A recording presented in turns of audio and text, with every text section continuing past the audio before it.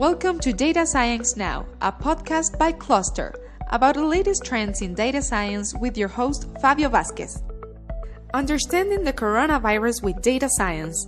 Join us while we use the available data to analyze, plot, and create simple models about the spread and control of the disease. Follow us on social media at Closter Team. This is Data Science Now. Hello everyone and welcome to a new episode of Data Science Now. Today we have a very interesting episode because we're going to talk about the coronavirus.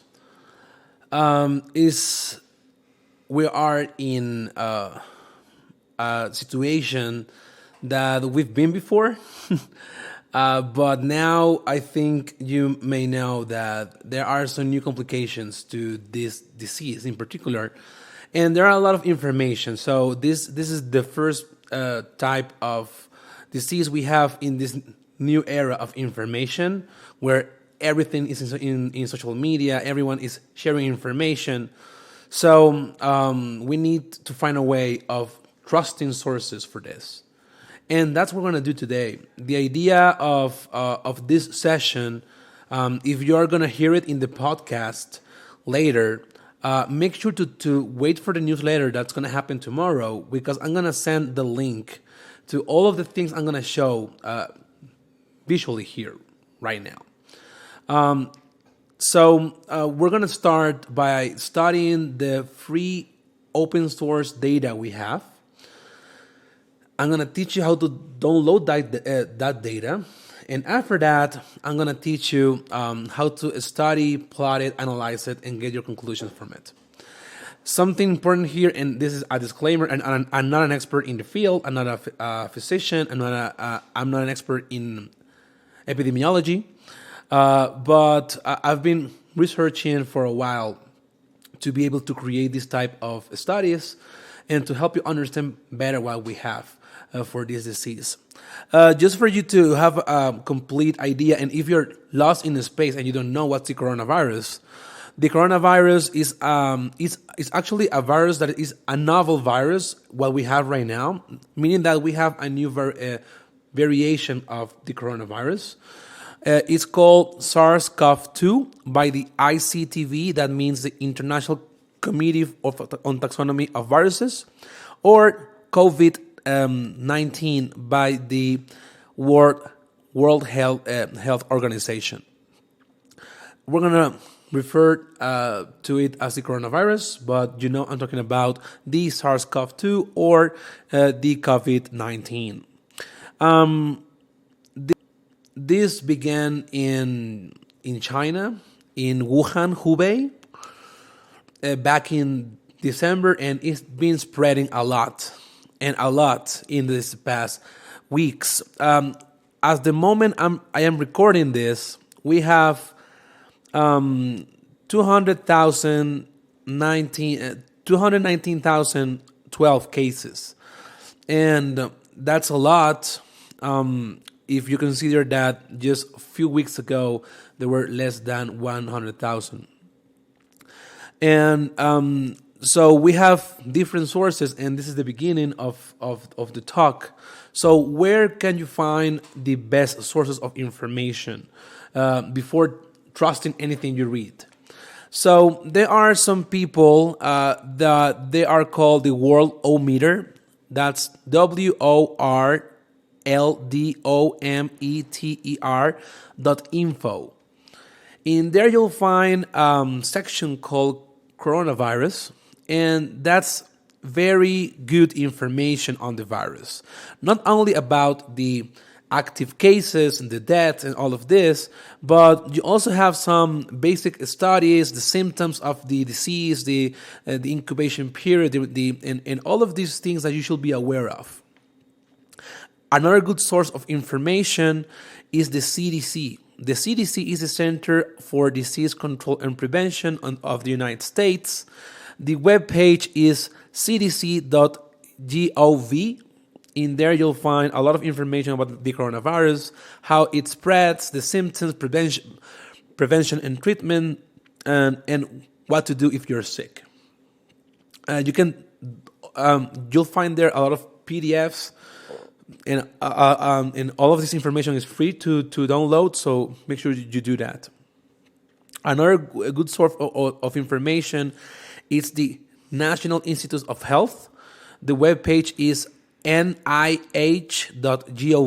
In there, you'll find a lot of information also on the coronavirus.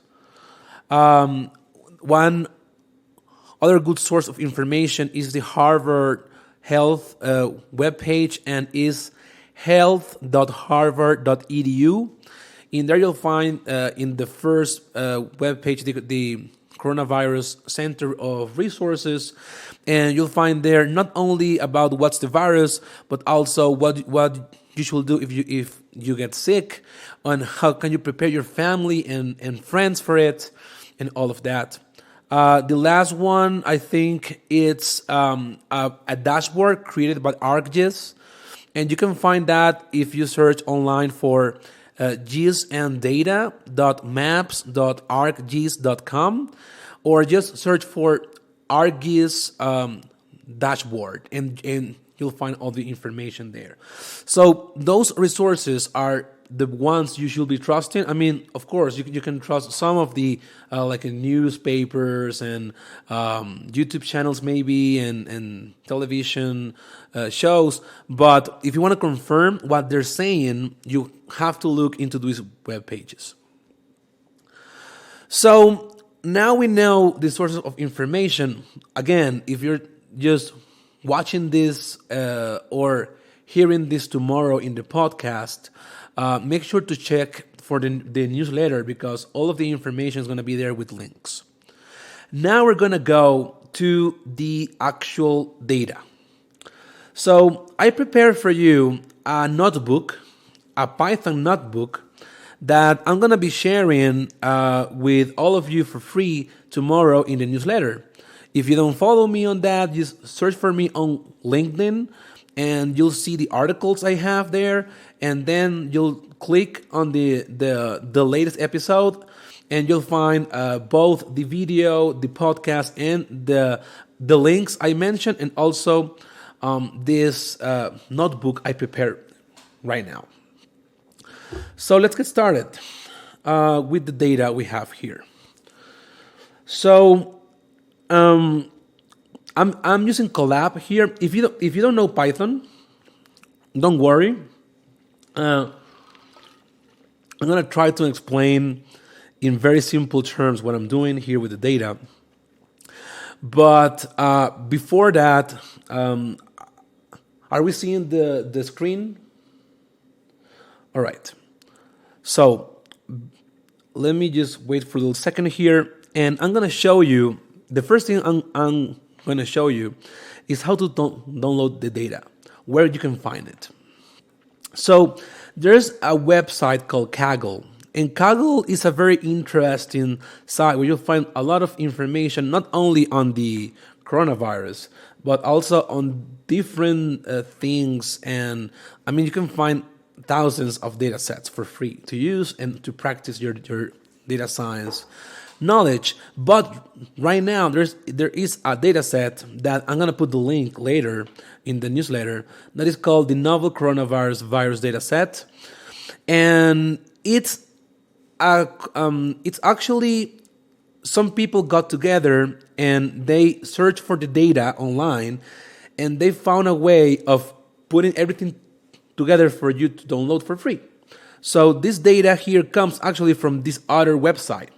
This other website I'm showing here is called the GIS and Data, and this is the data set for the dashboard that you may have seen before, like this red dot, stuff like that. So that's the dashboard here, and this data set is updated by the day. So every day, the people are at the Johns Hopkins University. They created a system that every day it will upload the new data to this repo. You don't need to do it yourself. You don't need to go there and create a web scraper to do it. You can do it. I mean, they have it for you for free, and you can find it here. You can see the dashboards that I was mentioning. The ones I was mentioning was this one here, And this is the one you should have seen in people's Facebook pages because everyone is sharing this online. So the data from this dashboard, it's this one here. So this data is not it's not in an easy way to consume as we're gonna do it. So you have to wait for a day. So the people in Kaggle will get that data uploaded to Kaggle, and you'll have it. So the things I'm gonna do right now, they have like 1 or 2 days of delay. So I'm gonna be working with the data for March 16. We're in March 18 right now, but the idea is the same. You have to download the data, and that's it. So let me go here and show you how I did this. If you don't know Kaggle, it's very easy. You have to create an account, and then you go to this data set here, and then you click download.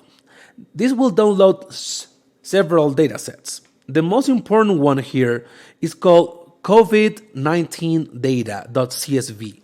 CSV means comma separated values, and if you don't know anything about Python and you want to see this and you don't even have Python installed, you can see all of this data in Excel. So the thing I'm going to do is I'm going to use Colab. And Colab is a platform by Google that they'll give you for free a whole instance in Python. What you're seeing here right now, it's something called a Python notebook. A notebook is a way we have to interact with Python in the web. So all of these things you're going to be seeing here are a combination of text, and it's actually markdown text. That means that I'm creating like headlines and stuff like that to be able to show it better for you. And the other cells are going to be Python code. We're going to use some libraries to understand this. Just a quick disclaimer here also again. I took a lot of the things you're going to see here from the actual kernels created by people. So I took the time to went there and I found the best plot and studies, and I combined them and I created some of them. So most of what you're going to be seeing here is was made by other people, but I'm going to be putting all of the references in the newsletter as well. So if you're one of the creators of these charts, thank you very much. I'm just going to show them to the people and see how you can create them. So the first thing I'm going to do is that I'm going to install a library called PyCountry, and this is because we want to do some plots and stuff like that. So this has all the country codes and stuff. So if you're new to this, don't worry. What I'm doing right now is just I am in an instance in Python, and I am running Python code. Python is a programming language, and the idea here is for me to use Python to study the data. Also, we're going to use several libraries to plot, like Matplotlib, Seaborn.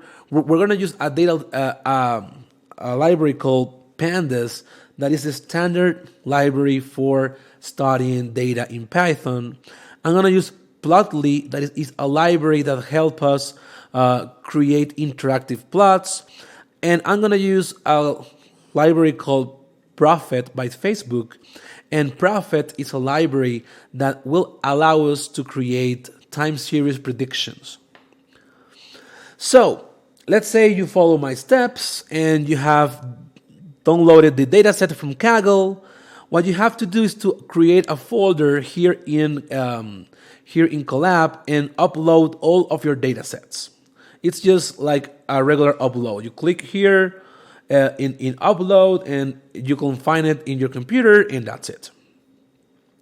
By the way, if you have an installed Python version, that's okay too. This will work as well. Just make sure you're installing all of the libraries I'm showing here. So when we have new data, the first thing we have to do is to see if we have something called a data dictionary. What is that? A data dictionary is the place where you have all of the name of the variables and the description of the variables.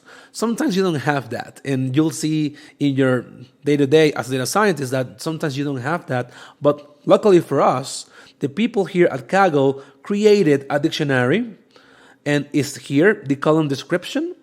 So what I did was just copy that into my own notebook. So again, I was telling you that the most important data set we have is the one called COVID-19 data.csv, and that's the one we're going to use a lot. But there are more data sets that I'm going to discuss later. So focusing on the COVID-19 data, what we have is several columns. We have the SNO column, that means the serial number. It's just like the ID for the case. We have the observation date, we have the state, the country, last update, and we have three numbers: confirmed cases, deaths, and recovered. Confirmed means the cumulative number of confirmed cases till that date. Deaths is the cumulative number of deaths in that date, and recover is the cumulative number of recovered cases that date.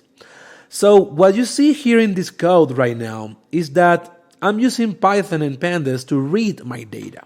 If you remember, I told you that this data set was a CSV, so a comma separated values, and pandas has a way of reading that.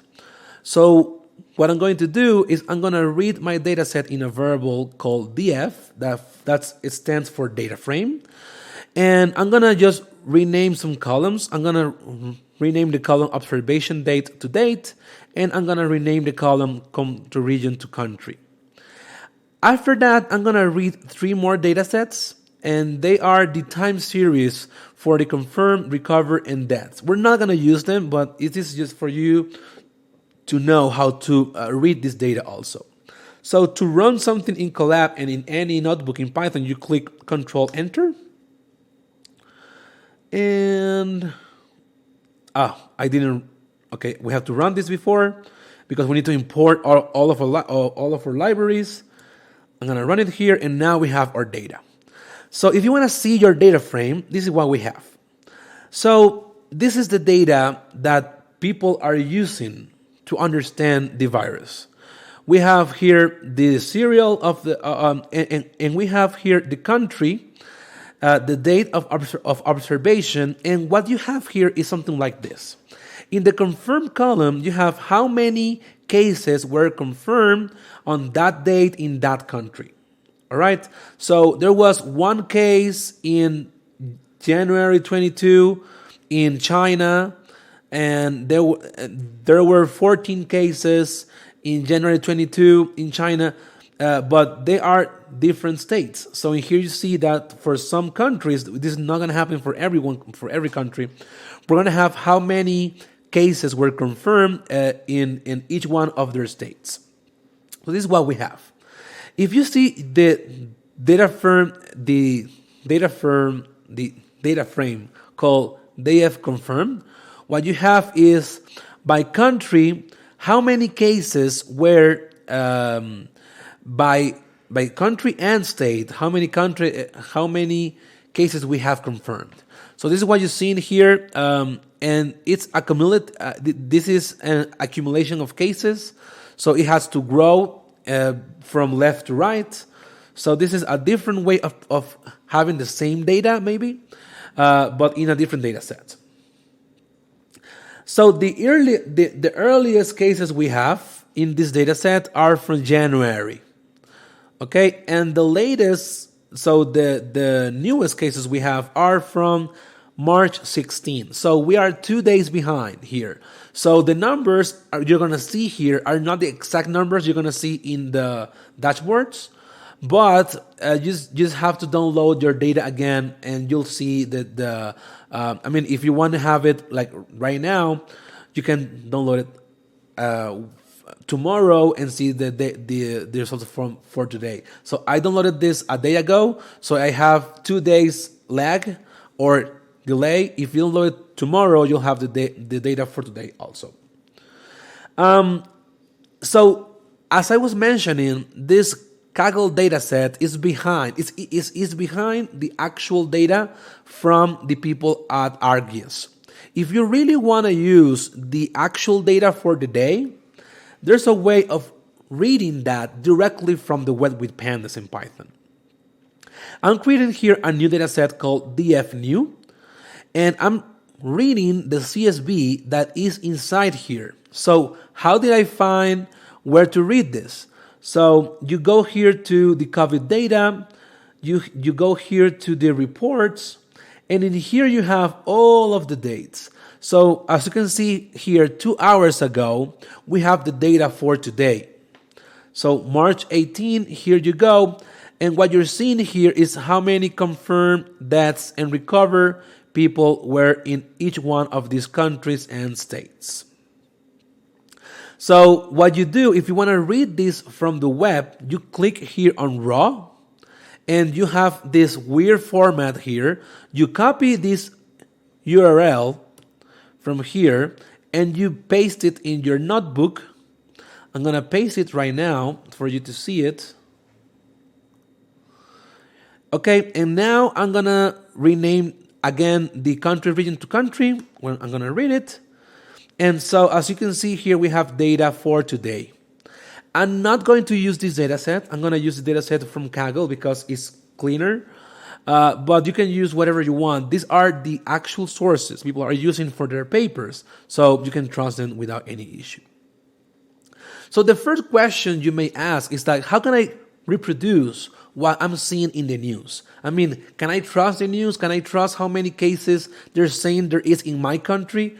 So if you're in a country that you're not that more, if that you don't trust the government or something like that, you can check by yourself if what they're saying is true.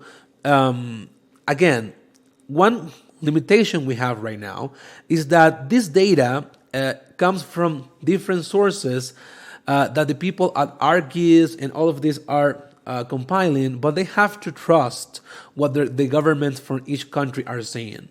So what you can do here is just to check for like if what they're saying is what they are saying to the world or the world organizations. It's like if what they're telling in their news is the same that they're releasing to the public, you can check for that. But if you know there are more cases than they should be here, it's not that easy for you to check that because you need a government trusty like data set to be able to check that and to upload it to the ArcGIS data set.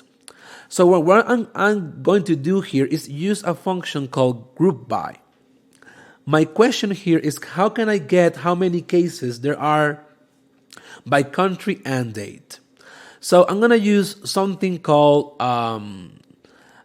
group by, and group by is a function that will allow me to group by columns and to perform an aggregation. And aggregation in this case is going to be the sum. So I'm just going to avoid here the province and state, and I'm just going to use the country and the date, and I'm going to run this. And here you go. What you have here is how many cases do we have confirmed in all of these countries. As you can see here, I'm from Venezuela, and we have apparently 17 cases only, but you can check for this for each one of your countries and cities. I mean, if you perform this code here, if you run it, I'm not going to explain everything in each one of the codes for you to know. I'm just going to have you explain an idea of what I'm doing. But if you don't know what's a group by and you want more about it, you can search for that online and you'll find it without any problem. So as you may know, I live in Mexico right now, and I was wondering how many cases we have by the day, and so this is why I ran here. And so we have data since January 23 until today. We have 53 cases. I know right now that there are more. I think there are like 90, 93. I'm not entirely sure, but this data is not up to date. Okay, we have 2 more days of data, and right now, as you will see later in Mexico, we are beginning the exponential growth. So this is going to be bigger, but this is the way you can confirm. I mean, you see here that if you check for the news 2 days ago, this is what they said that Mexico's cases were. You can also see how many cases by country you have here for confirm. What is the source of the data? I have here a question. The source of the data, again, is a data set from Kaggle called the Novel Coronavirus 2019 dataset. You can find it online for free. And this data actually is coming from several sources, but mainly from the GIS-N data set from the University of Johns Hopkins. The Johns Hopkins School released a dashboard, and they also released the data for us to study it. So here it is. I'm going to start it because it's an awesome data set. So again, this is the same thing as before. We're seeing here how many cases we have by country. So now we saw the basic stuff, but what about the plots? A lot of people understand better the data with plots and graphics and not with tables. So what I'm going to show you here are different plots created by the community that are very helpful for understanding the spread of the disease and more stuff like that. So I'm going to create 3 data sets: confirmed, death, and recovered, and they're coming from my original data set. I'm going to group by date. I'm going to sum all of the cases, and for each one of the data set, I'm going to choose only the column I want: confirmed, deaths, and recovered. I'm going to run this, and now we're going to use a library called Plotly. Plotly is a very cool library that is free, and you can find it for R, for Python, and for JavaScript. And we're going to use it. We're going to use the Python API, and it's going to allow us to create interactive plots. That means that we can interact with the mouse and see how many cases we have, stuff like that. I'm not going to explain all of the code here. I'm just going to say what we're doing. We're adding 3 traces. We're adding the trace for the confirmed, for the deaths, and for the recovered cases. Also, we're creating bar plots. So a bar plot is the ones you have where you have like a Y and an X axis, and you have these bars going from X to Y, stuff like this. So we're going to create 3: one for confirmed cases, one for the death, and one for the recovered. Then all of the other things you're seeing here are just configurations for having the name, the title of the plot, for renaming the name of the axis, change the font size, stuff like that. So that's not the core important part, but the part in the top here. So I'm going to run it, wait for a little second, and this is what you have. What you're seeing right now is a bar plot of the cases. As you can see, or if you remember, our first data point was in January 22. And in here we have like 0, or we have 17 deaths in here. So what we're seeing here, if you see each one of this, so you can go through the plot and see how many confirmed cases, how many recovered people, and how many deaths we had by the day. So this is a very interesting plot that is showing that we are right now again in the exponential expansion. I'm going to go into what's an exponential expansion in the end of this notebook. So stay here if you want to understand about the exponential growth, about the logistic curve fitting, and all of the things you're hearing out there. So again, this is a plot that you may see, but one of the plots I think are it's very helpful. It's almost the same plot, but with a scatter. A scatter is not a bar, but it's like dots. So I'm gonna create dots here with scatter. The API is very similar for every one of the plots. So when you're seeing this notebook, you're gonna see that it's very simple to create interesting plots in Plotly. So I'm gonna run it here, and this is one of the plots that you may see in the news. So what we have here, the blue line for the people seeing this, just hearing this, we have 3 lines here: 1 line for the confirmed cases, 1 line for the deaths, and 1 line for the recovered people. As you may see, we have this blue line that is accounting for each one of the days until March 16 and how many cases there were detected. And you can also see that a lot of people are recovering. Most of all these people are in China. So China, as we will see later, is reaching the inflection point. So there won't be much more cases in China anymore, because a lot of people are reaching that level of they're not getting infected. They're not getting infected anymore. In the end of this video, after explaining about the exponential growth, I'm gonna just talk about some recommendations and how to flatten the curve, something you may have seen before. So now let's go here. Let's go here right now and try to keep going. So this is a map that I saw in one of the kernels that I loved. So the code, I'm not going to explain everything here, but what you want to know is that we're creating here a map box, and we're creating a map.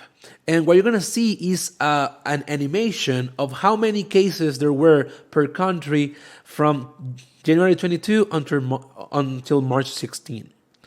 So for people hearing this, they're not going to be seeing, they're not going to be understanding that much. But for people watching this video, so it's going to be interesting. And here we have all of our countries, and I'm going to hit play here. So what you can see here is how many cases were detected. You see China, some appearing in the United States.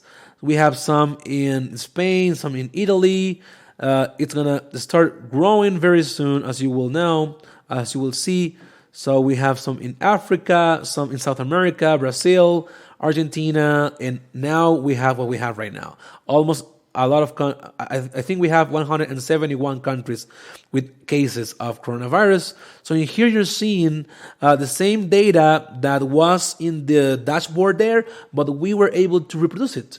So it's a very interesting thing to do, and you can see how it was growing from beginning to top. So let me go very fast to something called forecast. So this is our next section is basic models. So what can you do to if you know, don't do this if you don't know anything about it, but if you know something about machine learning and all of this, but you don't know where to start, if you want to forecast how many cases there will be in your country in the next days. So we have 2 ways of doing this. The first way of doing this is just think of this as a time series. And as a time series, we have models for feeding the line through the time series. But there's a problem with that type of scenario that I'm going to explain later. But let me get started by just thinking that this is a regular time series, and that's it. So I'm going to create some data sets here. I'm just going to have my confirmed cases by the day. And here you're seeing that how many cases there were per day. I removed all of the other columns. I'm using a library called Prophet from Facebook here, and Prophet needs 2 columns. DS is for the date and Y is for the actual number. And I'm going to try to predict 7 days ahead. So what's going to happen in 7 days? That's my question here. So I'm going to run this, and I'm going to fit a model here, and I'm going to forecast. And after the forecast, I'm going to hit predict here, and I'm going to see a plot. So this plot here, what you're seeing is that if we just think that this is a regular time series type of data, this will grow forever, okay? So if you see this on the news, you need to understand that this is not correct, okay? This will be the case if not,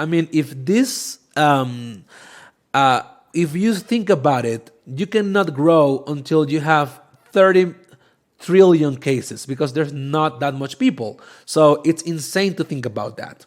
So what we're seeing here is that if you don't do anything, you can think of it as it like this. If you don't do anything, it's gonna grow and grow and grow. But the models we have for epidemiology talk different about the data sets we have. So if you are an epidemiologist or you're a physician or a biologist, you may know that this is not the correct way of seeing or approaching how to create a model for this. For the people saying that, can I share my notebook? Tomorrow in the newsletter, make sure to check my post tomorrow, because I'm going to be posting this notebook with all of the other information I'm showing here. So again, this is not the actual way of modeling a disease. Diseases have a different way of growing. And the way they grow is something called a logistic growth. Okay, so we normally will, what we see here is something called an exponential growth. It's going to grow and grow and grow forever and forever. But that's not the case. So the exponential growth is something like this, where you have the R here stands for the per capita rate of increase, and N is the size of the population. And so if nothing happens, and even though the population gets large, this will grow forever. But the studies we've made in the past have shown us that diseases like this are actually following something called a logistic growth. And when the population, when the time increases, there will be a point that we call the inflection point. And in that inflection point, the things are going to get lower and lower, and less people are going to get infected. So what I did here is using a standard calculus, and these are something called ordinary differential equations. You can create a very simple model to fit a logistic curve into your data. So let me show you what I did here.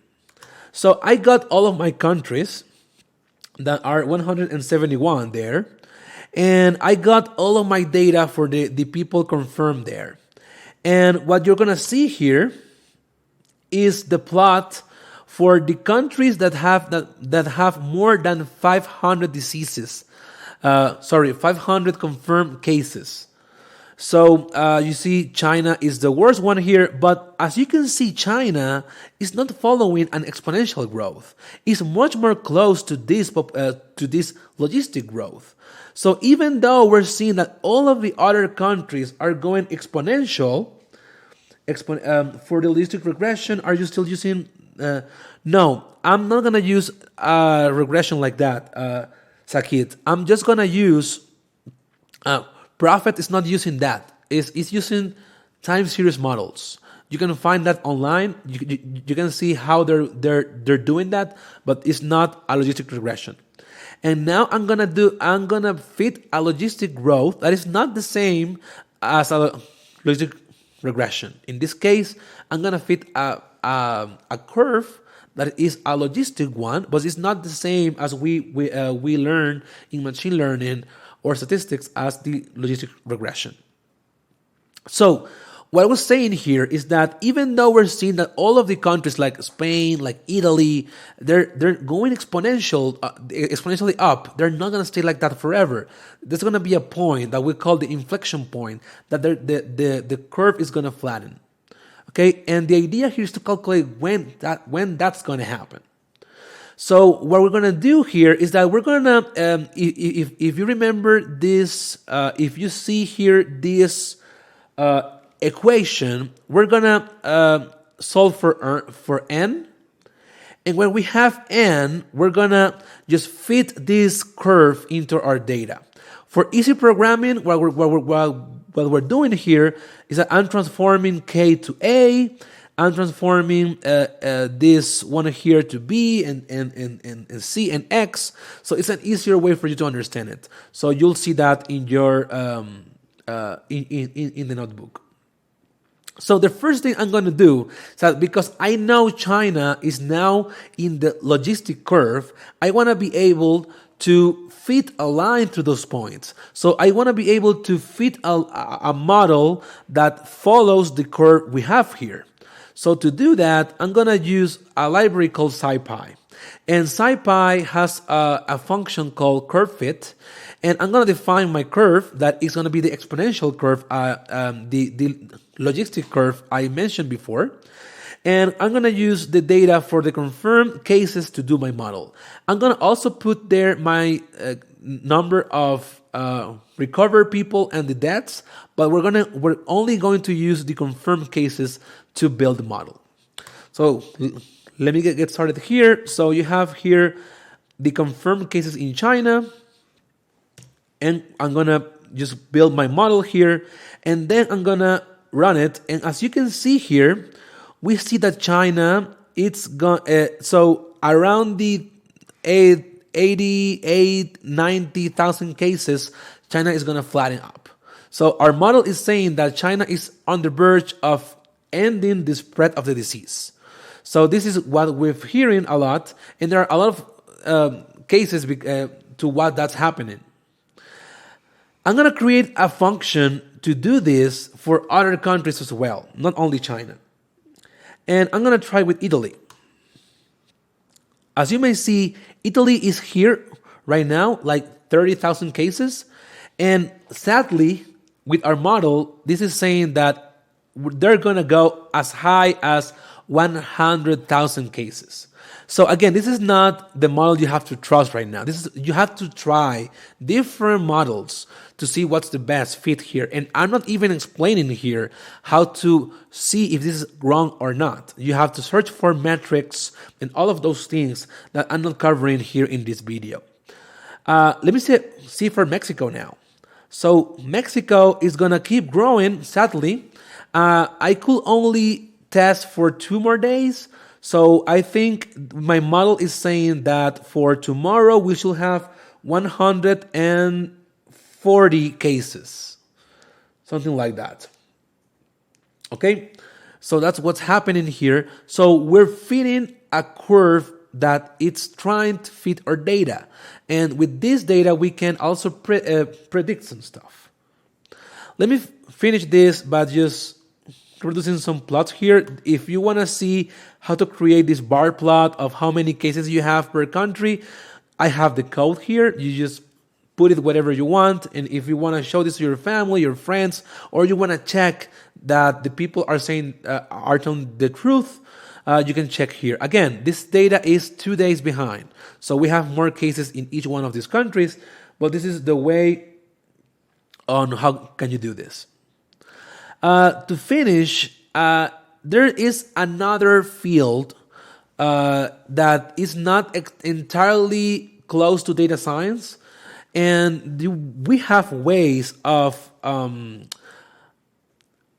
putting this. When you have a virus like this, there are models, and these models are helping us to understand how can we model and control it. What I'm going to show you here, there is a very cool plot called Flatten the Curve. And Flatten the Curve is saying that if we don't do anything, the cases are going to grow and grow until we hit, we're going to hit a point of inflection. That's going to happen. But the sooner, the better. And as you can see here, the healthcare system of a country cannot take all of the population sick. So we need to take protective measures to be able to flatten the curve. What I'm going to show you here is how you can reproduce a plot like this with Python. The way we do this is with a model called SEIR or SIRE. Again, SEIR or SIRE. So SIRE is a model that is helping us it's been helping us for a while to understand the spread of an infectious disease like the coronavirus. It has 4 factors. The people that are susceptible to getting the disease, the exposed variable, that is the E, the infectious, that is the Y, and the recovered, that is the R. So there are a lot of equations here, and I'm not going to explain because I don't have time to do that. But you can find a lot of that if you search online for SIR like this. You search for SIR coronavirus. This is not it. I'm sorry. Search for SIR virus. So there's even so there are some papers for the influenza we had before, and in there you're gonna be seeing all of the equations that they are implemented here. So all of these equations you're gonna be seeing here are implemented here. Again, I didn't do this. I'm gonna put all of the resources to where I found this, but this is a very good way of doing this. So the way this is working is that you have something called, again, an ordinary differential equation, and you're solving for it. And with Python, it's very simple to do, and what we have is something like this. So what you're seeing here are two plots. So this plot, I'm going to focus right now only in the bottom plot here. That this is the plot as we have in the front of the curve. If you don't do anything, the cases are going to go up and up and up. But if you do something like social distancing, then, and that's going to be the end of the video, you can flatten like the curve a lot, like really, really a lot. And the cool thing about this code I created here is that you can change for the incubation period. Right now, we know that it's from 2 to 14 days. There are some studies going on right now that it may go up to 40 to 24 days of incubation period. So we may change this later. You can change the population size. You can change the initial number of exposed people, and that will change the curve. That will change the curve. As you can see here, let me go to the bottom. So if we are 20% effective in social distancing, this is what's going to happen. Let me go far. Like, what if we all stay home? So let me go here to 80% of social distancing and wait for a little bit. So this runs. So see how the people, so with 80% of social distancing, we can go from a lot of people getting the disease to only a few thousands. So the way, I mean, you can read this in the webpage flattenthecurve.com. All of the information is here. But if you really want to see how you can, if you know data, if you know differential equations, and you want to know how to help people, this is one of the models. There are much better models than this. This is just an example for you. But in here you can see how effective it is to keep your distance. So this is the end of what I wanted to show you. And that's it. I'm going to go for recommendations right now. So my first recommendation, as you saw in the end of the study, is that you have to stay home. Please stay home. Don't go outside. Don't gather with a lot of people. You need to stay home because it's the only way we know. It's the only way we have to do this. And also cover your face. Don't touch your face with your hands because that's one of the ways that this disease can be spread.